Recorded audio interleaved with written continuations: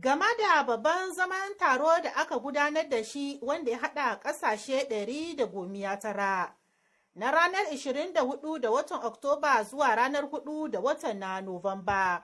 Ƙasar Nijar dai matasa waɗanda suka ƙera mutum-mutuni sun kai wannan mutum-mutuninsu, musamman ma matashin da ake kira da shi Ismail Dauda, tare da rakiyar daraktansu ko kuma kwacin nasu, waɗanda suka wakilci ƙasar ta Nijar a cikin ƙasashe 119.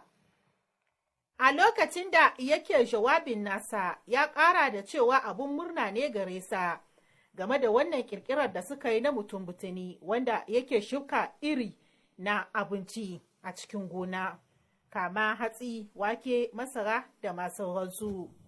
Sun ƙara da cewa dai wannan lissafin dai ya ɗauke su watanni guda 6. Ƙirƙirar kuma ta ɗauke su watanni 2 da rabi zuwa wata 3.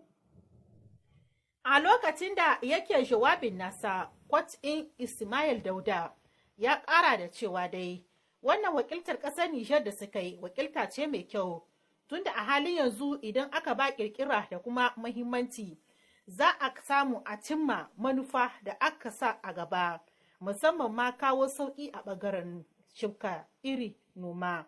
A cikin ƙasashe 119 ƙasar Nijar ta zamanto ta 10.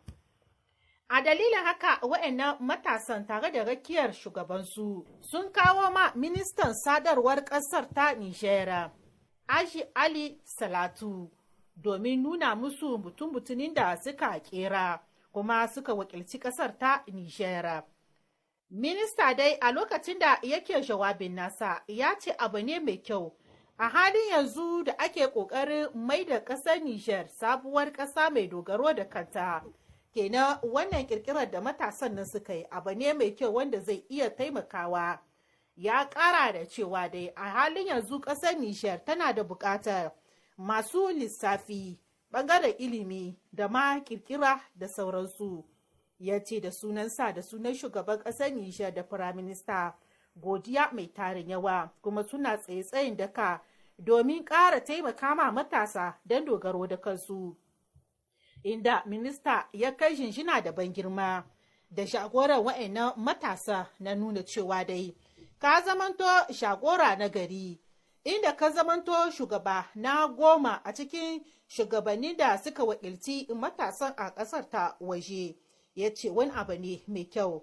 A halin yanzu wannan gwamnati da ma ministan sadarwa sun yi tsaye-tsayin daka na cewa matasa masu ƙoƙari da kuma lissafi da ƙirƙira, wannan gwamnatin ta Majalisar Ceton Ƙasa tana ƙoƙarin taimaka musu, musamman ma a halin yanzu wadda ƙasar Nijar take ƙoƙari dogaro da kanta.